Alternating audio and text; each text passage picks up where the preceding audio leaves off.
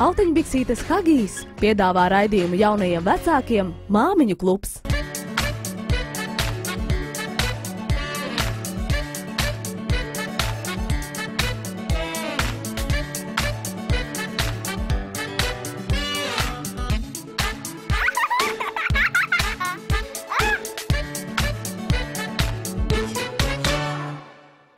Labrīt, mīļās māmiņas, tēti un mazuļi! Klāt ir atkal kārtējais svētdienas rīts un prieks ar jums atkal tikties Māmiņu klubā.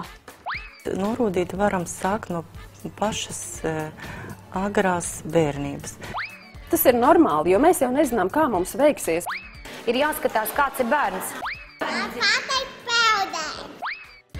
Uzmanību, māmiņas, tēti, omes un opīši! Vai arī jūs katru darba dienu klausāties Māmiņu kluba radio? Aktuālākās tēmas par bērnu veselību, attīstību un audzināšanu no gaidīšanas laika līdz pat pusaudžu gadiem kopā ar labākajiem bērnu ārstiem, psihologiem un attīstības speciālistiem. Uzdod savu jautājumu tiešraidē vai Māmiņu kluba radio mājaslapā un saņem praktiskus padomus, kā atvieglot rūpes par bērniem.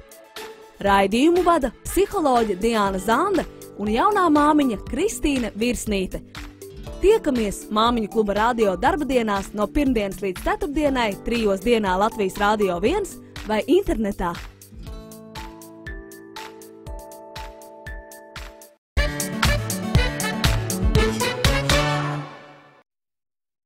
Lielāka un mazāka ķipara, kas vasaras siltajos mēnešos plunčājas ūdenī, ir diezgan ierasta parādība. Tā mazie iepazīstas ar ūdeni un norūdas, lai agrāk vai vēlāk sāktu mācīties arī peldēt.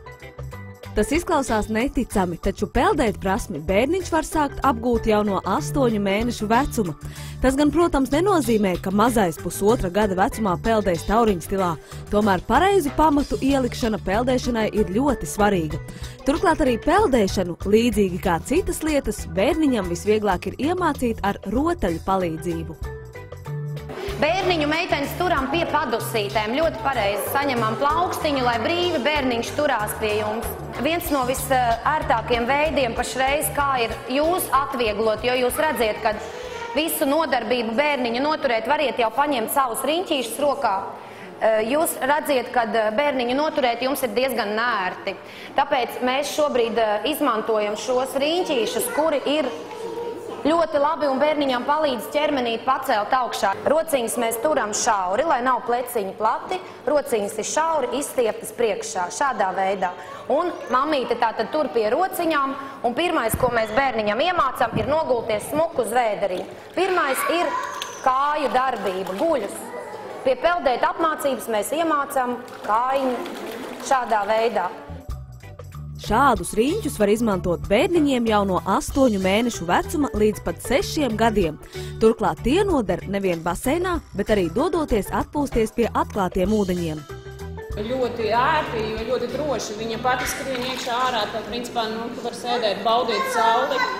Šis riņķis, protams, ir ļoti, ļoti riskants. Ja? Arī uz riņķi ir uzrakstīts latviešu valodā, lietot tikai pieaugušo uzraudzībā. Nepasargā no noslīkšanas. Tā arī ir meitenes. Šis riņķis ir ļoti, ļoti bailīgs.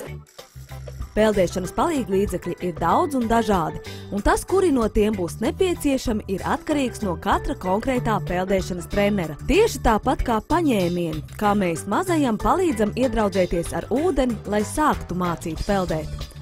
Hugo ir pats jaunākais šajā nodarbībā, viņam ir 8 mēneši. Tomēr skaidri redzams, ka mazulis šeit jūtas kā mājās. Viņš ir maziņš, jā, un viņš ļoti labi jūtās, jo viņš ir pakāpeniski pieradināts pie ūdens. Pirmais sākās pašu vecāku attieksmi mājās, kā sāk ar vannošanu.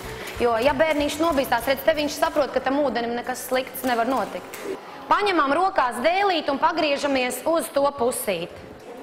Saņemam pēdiņas, bērniņš stums dēlīti, bet jūs ar kājiņām palīdzam strādāt un mācam pirmās iemaņas ūdenī. Ir un aiziet. Peldam pāri.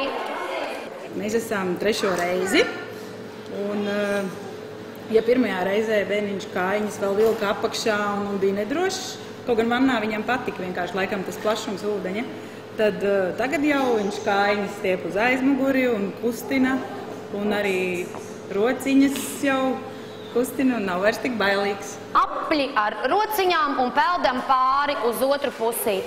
Meitenes, un iemācam, lai pirkstiņi bērniņam ir kopā, lai ir tāda maziņa sauliņa, tā kā karotīte. Un tad ūdeni saņem ar plaukstiņu, lielus aplīšus.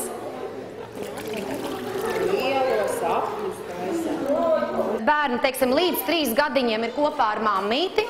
Un sākot no 3 gadiem, tad bērniņi nāk patstāvīgi grupā, jau mammas var nenākt, un ja ir šīs pirmās iemaņas kāju darbība, roku darbība, tad bērniņi var patstāvīgi jau izpildīt vingrinājumus, lai ietu jau nopietni peldēt apmācību. Lai peldēt prasme vainagotos panākumiem, baseinu ieteicams apmeklēt 2 reizes nedēļā. Tomēr agrākais vecums, kad bērniņš iemācās peldēt patstāvīgi, ir 3 gadi. Es kā treneris ieteiktu, kad bērniņus sākt mācīt peldēt tāpat kā uz skolu no septembra līdz maijam. Un maijā tad mēs jau redzam, ka bērniņš prot peldēt. Nākošā kustība ir zvaigznīte. Rociņas kājas plati kājiņas, un bērniņš guļ. Nu, turi kājas rokas, turi reku smuka zvaigznīte, palaid kājiņas vaļā. Zvaigznīte, reku guļ meitiņa, pirkstiņi kopā.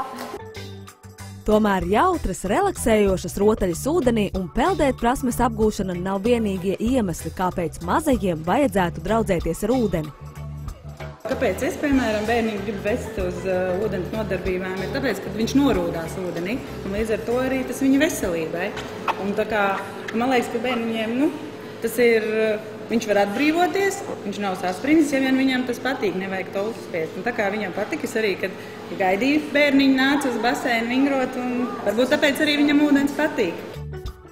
Nereti vecāki izšķiras par bērnu rūdīšanu tieši sākoties peldsezonai un siltam laikam. Mēs kopā ar mazajiem dodamies uz pludmali, un tur rūdīšanās sanāk gribot, negribot. Mazie plunčājas, paskraida, pasildās siltajās smiltiņās, un tad atkal dodas atpakaļ.